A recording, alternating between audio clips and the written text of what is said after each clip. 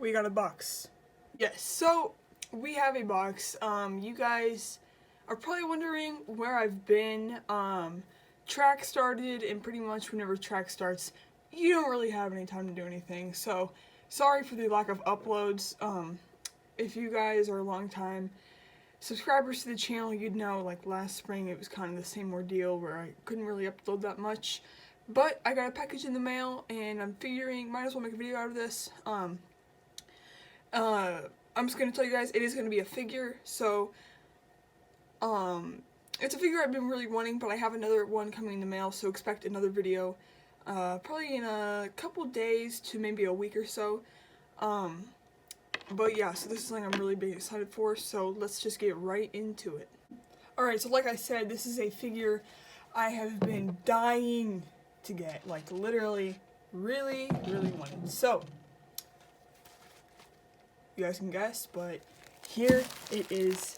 Can you guys see who it is? Let's just take this tape off. By the way, good job to who I bought this from. I don't remember the name of the seller, but he really made sure to package this figure very nicely, which is always good whenever you are buying things.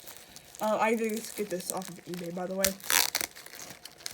Just gonna get this tape off. Looks like it does not want to come off. That's fine. It is Captain Hauser, guys. One of my favorite clone commanders ever.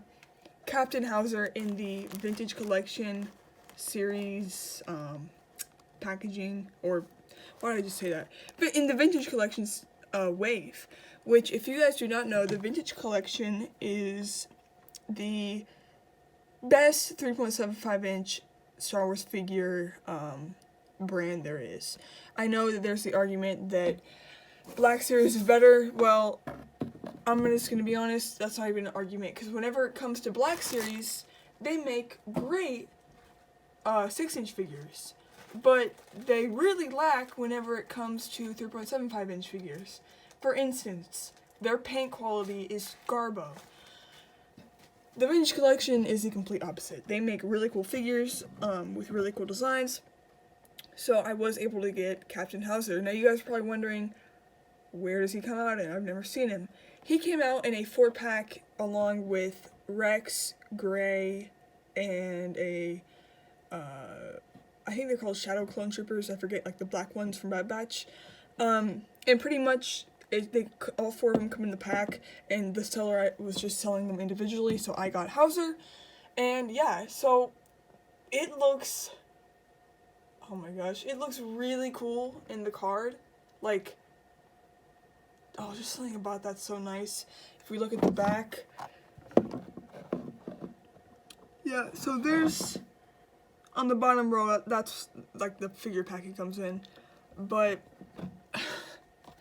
oh, it looks so nice, but I low-key want to open it just because, like, it's Hauser.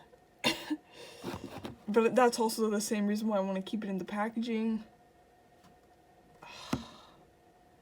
I'm going to cut real quick and I'll get back to you guys. Alright, so I have decided I'm going to keep it in the packaging at least until my other figure comes. My other figure is a Vintage Collection series, so it's like the same kind of packaging.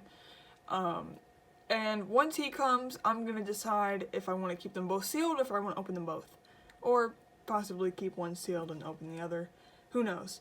And you guys are probably wondering, why am I even considering keeping it sealed? Well, obviously, if you take a look at my figure collection, I have some sealed figures. Also over there, my Black Series. Some are sealed, but the majority of them are open. And I like keeping them sealed as like a background piece, because it's nice to look at the different boxes throughout the years, and you know, certain figures that I really like, sometimes it's just cooler to keep them in the box, because, I mean, if we look at these Clone Wars style boxes, those were dope. And so, I mean, also these Revenge of the Sith ones, really nice packaging. So sometimes, you know, it's kind of neat to keep them in the box, and other times it's cooler to take them out of the box. Along with Black Series 2, those are some pretty cool boxes, so I decided to keep those guys sealed. But what I was thinking was, with these 2 new figures I have, I could possibly, you know, hang them up over those, I don't really know though. I mean, here's the thing, this is some really cool packaging, and also, there's also a value, or like a higher collectability whenever it's carded. Obviously, you know, it doesn't really matter if your figure's taken out of the box. I mean, whenever I take my figures out of the box, I always make sure to keep them in pristine condition. I'm not throwing them around, beating them up. I'm just, you know, displaying them. But even then, the value does decrease because they are opened.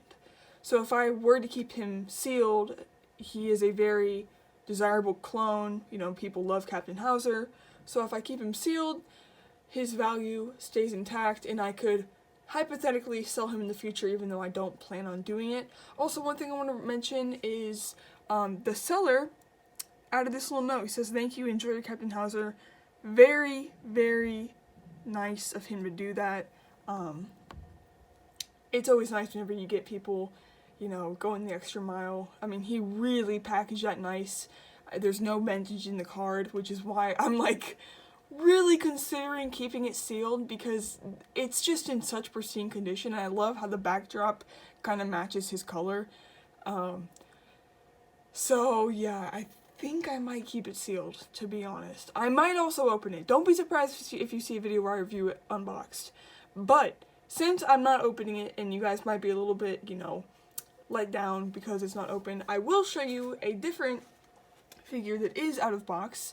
So, as you guys know, I love the Clone Wars. I love the 2008 Clone Wars. There's Joker. And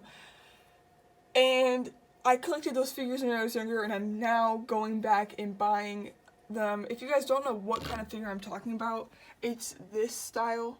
As you can see, the 501st Trooper, the Rex, and the Gree. Those are all that style, along with Fox and the 212th back there, and Cody. That Cody actually plays a big part in what I'm about to show you.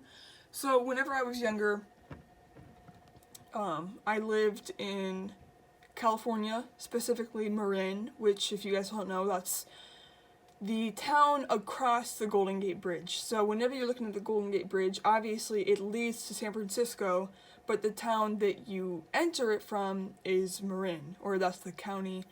And for those of you who don't know, that's the county that George Lucas lives in. And believe it or not, he would be seen walking around the town that I lived in, like, just out and about, just, you know, and it wasn't like it was this huge town. It was like a kind of small town. I mean, it's a lot bigger nowadays because everybody moved to California, but, so whenever I was younger, Star Wars culture was just all around me. I mean, the town had a yearly Star Wars festival where they would have people walking down the streets dressed in authentic, like, from the movie Stormtrooper outfits. And it was just a really neat thing. So that's how I was introduced to Star Wars. What I collected was the Clone Wars because that's like the era that I was kind of born into, Clone Wars era. But yeah, so I collected all the different kinds of figures. Sorry guys, I'm kind of going on a rant right now, but this has a point. I collected all the different kind of Star Wars figures, not just Clone Wars. I mean, I'd collect it all. Even the 1980s figures, like the original wave. And I still do have a lot of those figures that I had from back then. But whenever you move from California to Ohio, some stuff might get lost. Whenever I was 4 years old, we moved.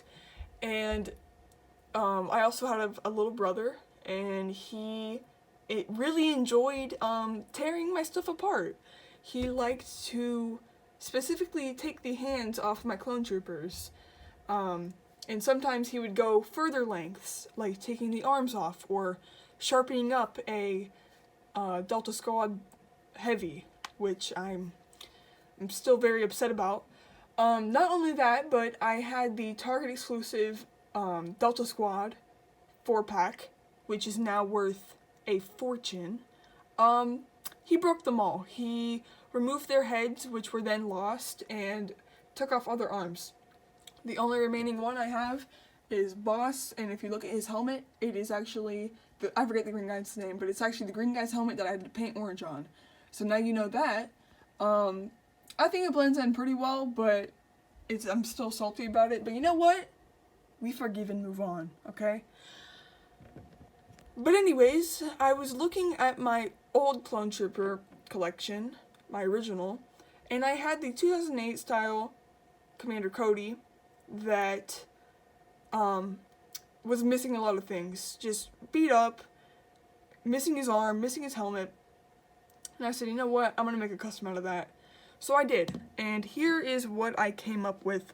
I do have a picture of what he started out like, which I'll probably show at the end of this video, but this is what I kind of came up with. So, just imagine the Cody that I showed you earlier in the packages, just without an arm, missing paint, like his whole head was missing paint. I don't know if you guys can see, but I really fixed up his head.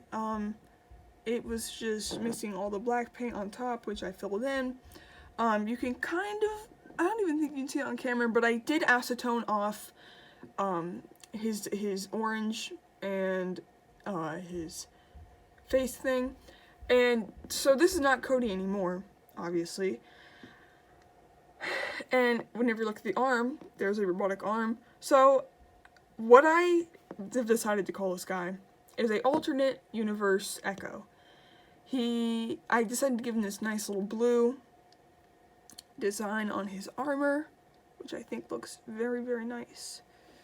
And yeah, I've just called him a alternate reality Echo because obviously whenever Echo did lose his arm, it just so happens that my brother broke off the exact same area that Echo lost.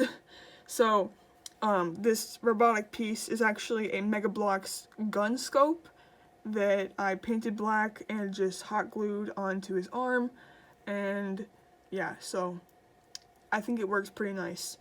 But yeah, obviously whenever Echo lost his arm, he was taken in by the Techno Union, and he did not look like this afterwards. Obviously he was really white from the loss of blood, and also he just had all these different things. So this is if Echo lost his arm early on. But yeah, I thought it was pretty cool. So, sorry about the little rant I went on earlier. I know it kind of made this video a lot longer than it technically was supposed to be, but this is just kind of a random video. I just kind of wanted to give you guys something because I've not made a video for a hot minute. But yeah, there will be another video soon where I will show you guys the other figure I got from the vintage collection. By the way, like I said earlier, if you're gonna plan on getting a 3.75 inch figure, get it from the vintage collection. They know what they're doing, they do it well, they make very high quality 3.75 inch figures. If you want to get 6 inch figures, get the Black Series. Don't get Black Series 3.75 inch figures. Anyways, yeah, so if you guys did enjoy the video, make sure to hit like, and I'll see you in the next one. Peace.